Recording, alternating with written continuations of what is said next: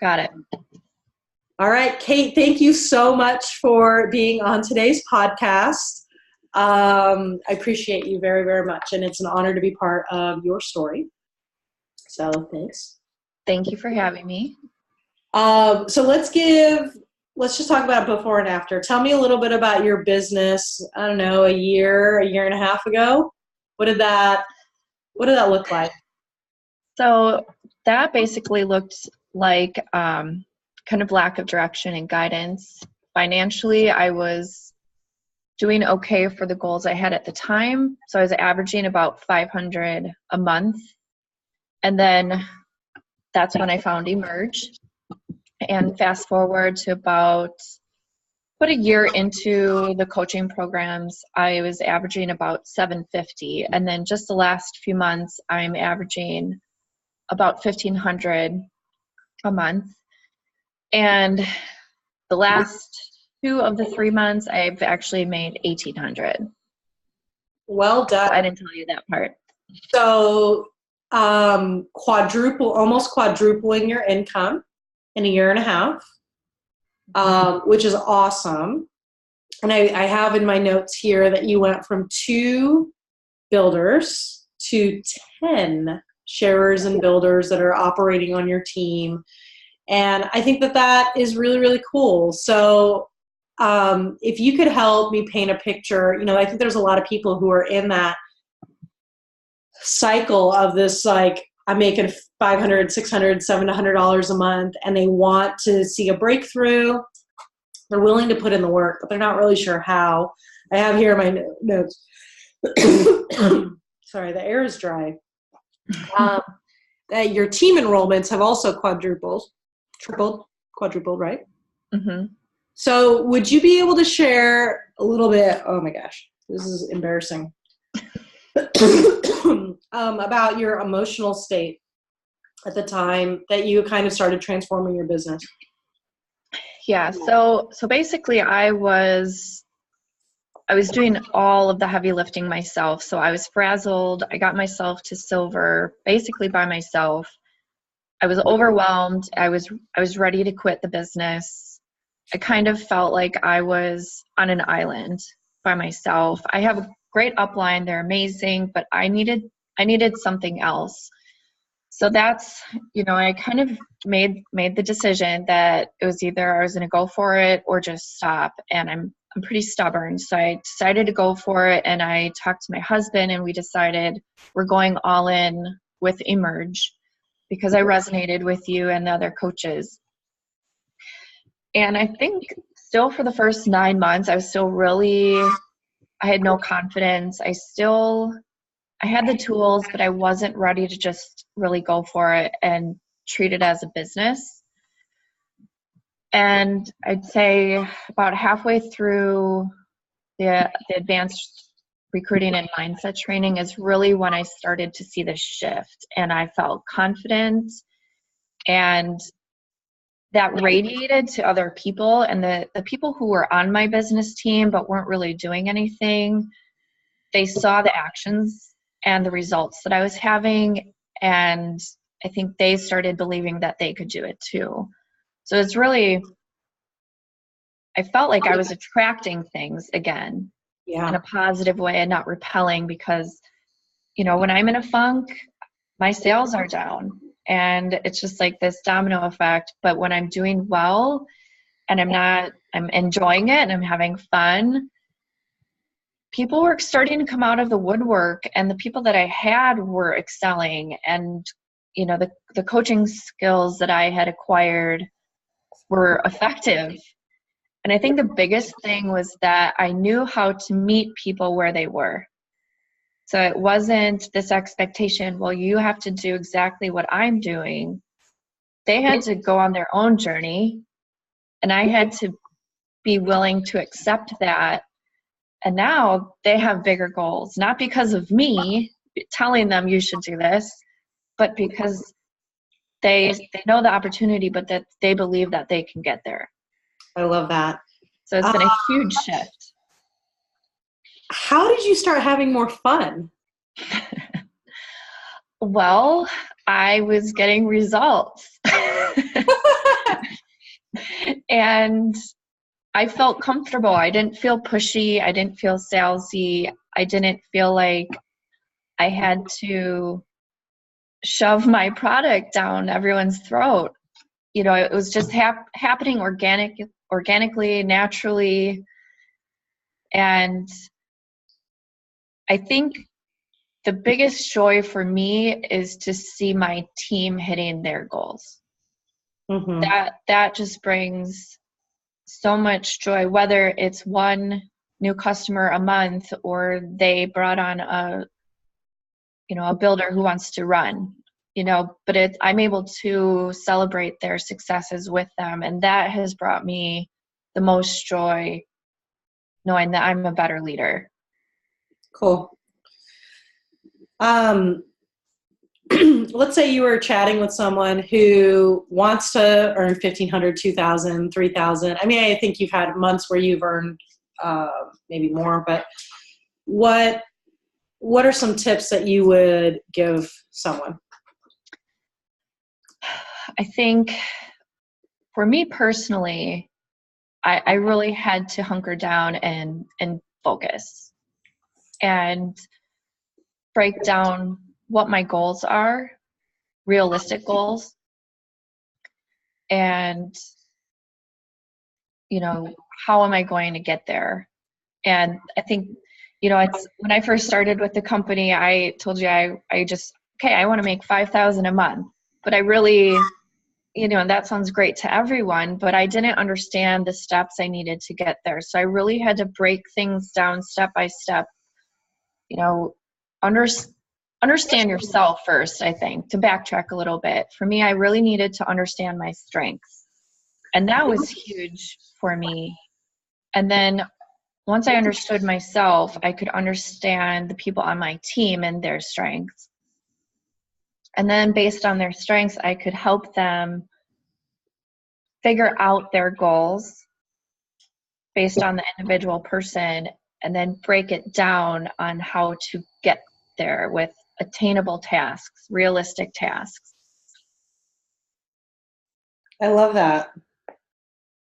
Cool. So I wrote down understanding yourself and your strengths, understanding people on your team, figuring out their goals, breaking them down into like realistic goals and focus. Mm-hmm. Awesome. So that's two things. Do you have a third? If you don't, it's okay. I think really just the mindset shift and really treating it as a business. I was pretty successful, treating it as a hobby, but I really was smacked in the face where I wasn't tracking numbers. I didn't have appointment goals. I didn't, have business overview goals. It was just as things came. If it was a good week, great. If it wasn't, it was not that big of a deal to me. But that's where I was stuck, and I wasn't good with being stuck anymore. Yeah. So I love that you just said that. So shifting it to a business, and this is kind of where I will tend to rant for a really long time, as you know. If you were just giving some advice to someone who is making hobby type income and they want to move it to business type income, like where would you have me start? Well, you first have to decide.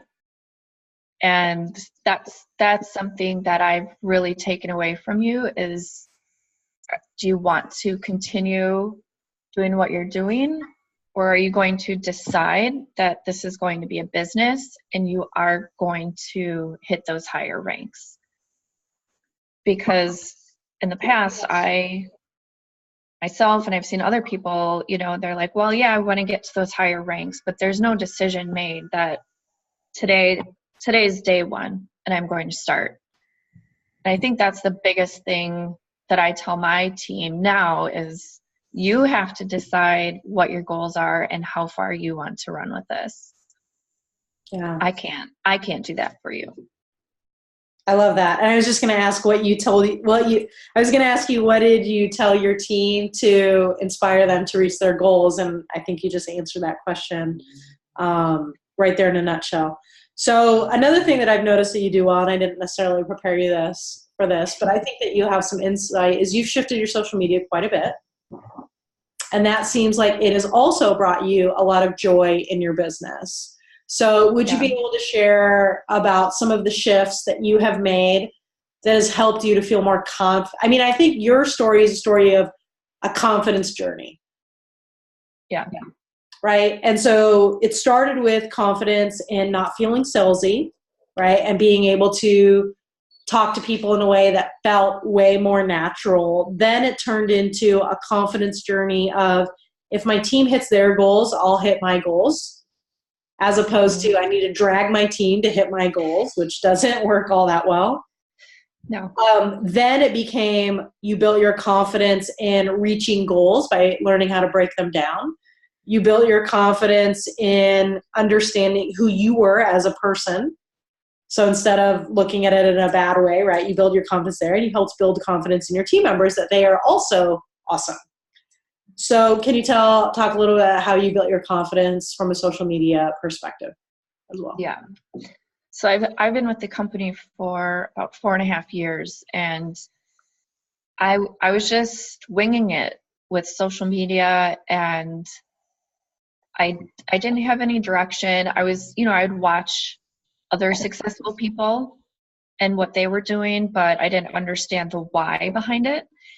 And I had some engagement, but it was typically the same people, mostly my team, that would respond and comment and like. But, I've been in the social media course for the last couple months, and it's really taught me how to connect with my customers and people who are interested in starting with our products. And that's the most important to me is, my number one strength is harmony. So I really love connecting with people. And when I felt like I was just posting the promotions and nobody was getting any value out of it, it was really a struggle for me. And now I understand how to post things where it catches people's attention, but yet it also provides value for them and they're getting something out of it. And I feel more connected to my customers because, as the higher ranks go up, your customer base grows, and it's hard to connect with people. And when you have a love-hate relationship with social media, you have to really figure out how to, not only for me to feel more connected, but for them to feel connected to me. Awesome. That's been huge. What's one specific thing you've done to connect and add value to people on social media? I think I've let myself be more vulnerable and let people into my day-to-day, and not really just hiding behind my product. I've really let them into my life and my the struggles of a stay-at-home mom and the weird things that happen with kids. And I know other people can relate to that, so that's really, my life is not perfect. I cleaned my counters behind me today so people didn't see the mess, so, but it's, it's a mess. I have a dog, I have 2 kids. It's, and nothing's perfect. And if you know me well, my friends and family who know me well know that I'm very honest. I'm, I share things and I'm as real as it gets. I'm very truthful. And I think my customers need to see that version of me too. And it's been good since Cool. I started doing that. Yeah. Versus like just the stock photo of like, here's my product. Right. I didn't get much engagement with that. Yeah. Well, because I think they want you. Right. They want you. And then they start to care about what you care about. Right. I love that. Any other thoughts that you would want to give to the folks that are watching or listening right now? I think the biggest thing for me was the investment in myself and in the business. And you know this, but my husband's really big on return on investment. And he's also always been on board with my big ideas and stuff, but we also need, we need an ROI with it. With that said, that has been the biggest thing, the biggest shift is to invest in myself and invest in my business and invest in my team. Without that, you really don't have much, whether it's financial or personal growth. Sure, because then you don't grow. You're same. You're the same, sitting on the island by yourself. Yikes. I love that. I love that. This is so good, Kate. Thank you so much for coming on here and sharing. Thanks for inviting me. I really appreciate it. Of course. All right. Say bye to them.